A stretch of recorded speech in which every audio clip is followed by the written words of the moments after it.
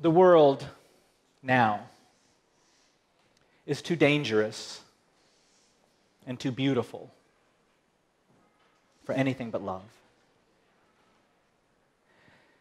When my daughter was born and I held my first child in my hand, something happened.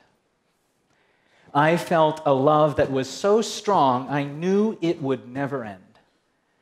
No matter what she did, I couldn't stop loving her. And believe me, she did a lot. But her misdeeds and her childhood cruelties never defined her. I could only look at her through the eyes of love, as this sparkling, beautiful human, deserving of and capable of love. And I wonder, why don't I look at myself that way? And why don't we look at other people that way? I know for me, it's the mistakes that stick.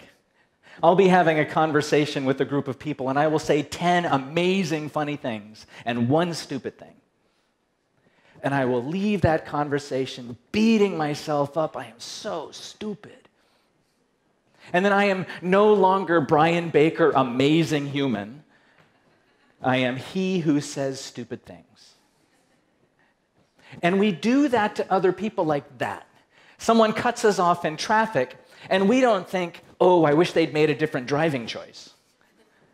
We think, what an idiot.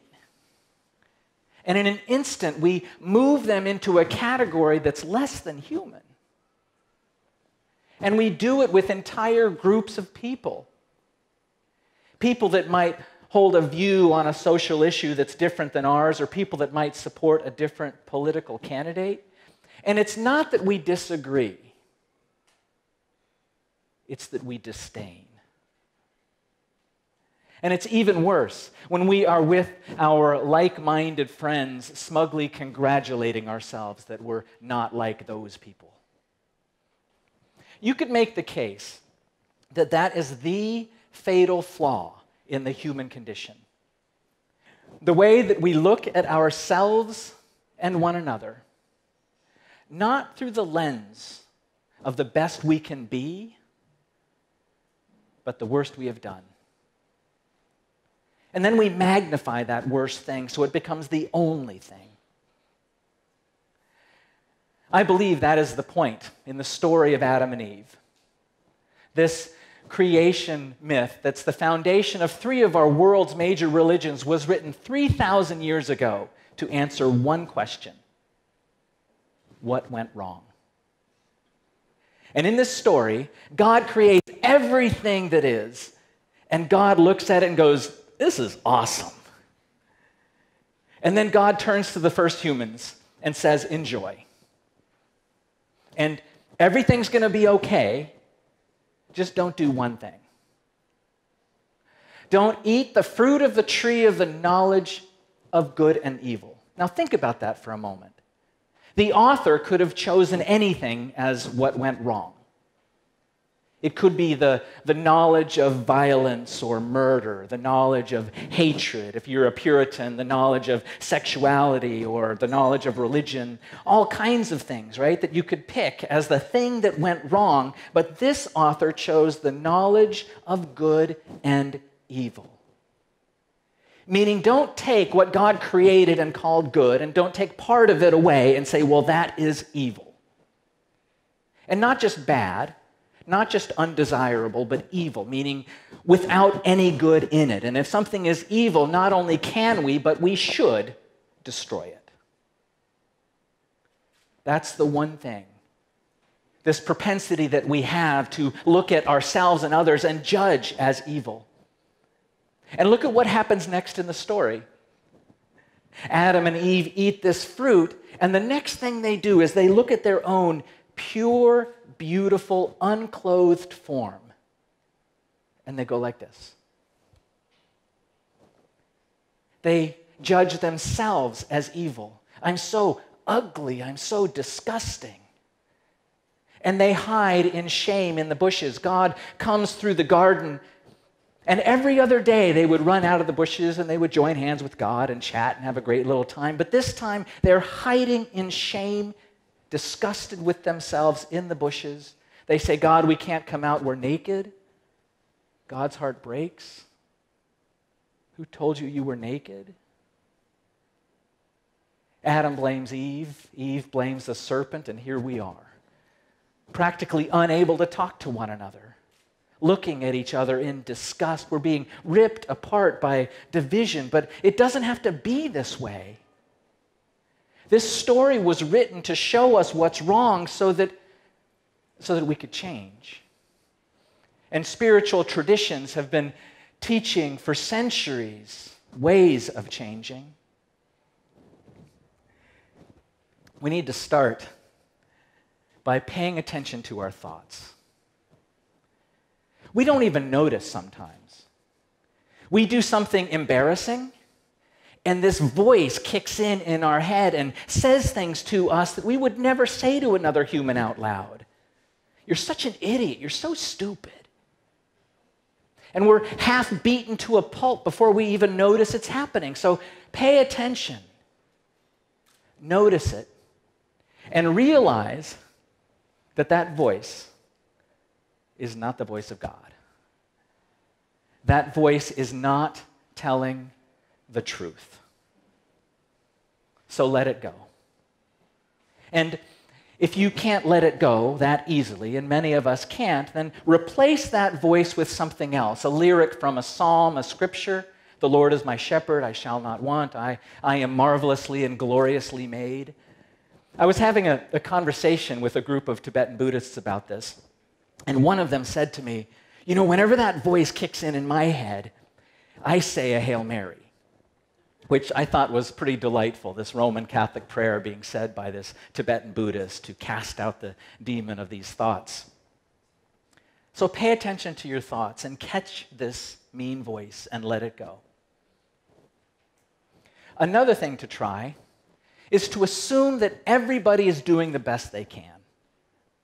We are all paralyzed by fear and anxiety and insecurity and past trauma and the way we've been raised and our prejudices and biases. We have no idea the wounds and the burdens and the baggage that people are carrying around. I think it's a miracle we are as good to one another as we are, given how messed up we are. I have a friend whose Granny Barb used to say, everybody's doing the best they can, and sometimes their best is pretty shitty. Another spiritual practice, and this one I'm stealing from Jesus, is pray for your enemy. Pray for the person you don't like, the person that scares you. Pray for the politician that you think is destroying the world. And I think when Jesus said pray for your enemy, I don't think he meant pray that they get hit by a bus. You know, or pray that they stumble and fall, or pray that they change to think just like you. I think he meant pray the prayer their mother would pray. That they live a long life, free of suffering and the causes of suffering. Now, prayer is not magic. This isn't going to change their lives, but it will change yours. If you pray for your enemy faithfully over time, your heart will change. And over time, you will no longer see them just as this enemy. You will see them as a fellow human being, perhaps tragically and painfully paralyzed. So pray for your enemies. Now, in all of this, it helps to remember how closely we are connected as humans. There is more that connects us as humans that separate us. Now, often when we connect around areas like politics or religion or nationality or Facebook algorithms. But that's not how we are connected as a human family. Those aren't the connections that bridge across all divisions. The way we're connected as humans is by our shared brokenness and our shared longings. We all know what it's like to be brokenhearted. We know what it's like to be afraid. We know what it's like to grieve the loss of a loved one. We know what it's like to yearn for love, to be loved, to have someone to love. And that is the place, this place of the human heart connection, our shared brokenness and our shared longings, where we can come together as a human family and be one. I have experienced that kind of connection in church and in yoga studios, but the place I experienced it most significantly, most acutely, was at Burning Man. Burning Man is a 9-day event where 70,000 people gather in the Nevada desert for a community of creativity and free-spirited fun, where whatever your freak is, you can get it on and not be judged. And I went to Burning Man 2 years ago because my 22-year-old hippie daughter came into 2 tickets, and she decided to ask her old Episcopal Priest father to go with her. And I expected the partying and the music and the dancing and the costumes and the drinking and the nudity. What I didn't expect was the temple. There's a temple at Burning Man. Each year there's this beautiful large structure, and then people come from all over the world and bring mementos. They bring ashes or photographs of loved ones, wedding dresses, and they write on the walls. All week long, more and more prayers get added to the walls. They write their hopes and their dreams and their longings and their anguish. And I'd like to share with you some of the things that I saw written at my first Burning Man. Get better, Dad. R.I.P., my mom. Forgive. I love you still. I love you always. There was this one photograph of an older man in a tuxedo, and there was writing above it that said, "Daddy, I miss you more than words could ever say. You will always be in my heart. I love you." And then underneath, in parentheses, "You would be proud of me." There was this one black chalkboard about this big and written in white ink, "Fuck you." Fuck you, man who raped me. Fuck you, police who didn't believe me. Fuck you, judge who laughed at me. And it went on and on and on. This heartbreaking, heart-wrenching, searing indictment with absolutely no resolution.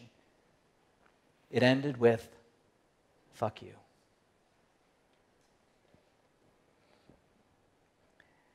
Another, "I only pray each year the pain gets lighter." Another, "I forgive you, men who raped me." Forgiveness and a plea for forgiveness was a common thread. "Forgive me, I'm sorry, I'm sorry." Written again and again in the walls of the temple. "My anger for my father ends now. You are my blessing. Hug them now." Prayer after prayer. The temple was the most popular place at Burning Man. Everyone went to the temple. Many people went more than once. And it was as if the human heart was poured onto this building with all of our pain and anguish and yearning. And then the last thing that happened, at the end of this 9 days of partying, the temple was burned. Now, the night before, on Saturday night, when the man is burned, it's a great party. There are fireworks and hooting and hollering and cheering and all of that. But the next night, when the temple is burned, the entire community shows up. By then, there were probably still 40,000 people left, gathered around the temple in absolute silence for an hour. As this temple was burned and people's prayers and longings of their heart were ascending to heaven, and you could see people holding on to each other, and you could hear people sobbing quietly. And in that moment, we were one human family. Compassion was automatic. Seeing each other through the eyes of love was instantaneous. We didn't have to work at it. We knew that we were one human family, and we had each other's backs. It was then that I realized that that's where we're connected as humans. We're connected in our common and shared brokenness and our longings to be connected with one another. And as we experience that, as we experience those deep, intimate relationships where we can offer other humans the tender flesh of our heart, and it becomes easier for us to see those people through the eyes of love, it then becomes easier to see strangers through the eyes of love. And even perhaps our enemies through the eyes of love. The world now is too dangerous and too beautiful for anything but love. May your eyes be so opened you see God in everyone. Your ears so you hear the cry of the poor. May your lips be so blessed you speak nothing but the truth of love. And your hands so that everything you touch is a sacrament. May your feet be so blessed you run to those who need you. And may your heart be so opened, so set on fire, that your love changes everything. Amen.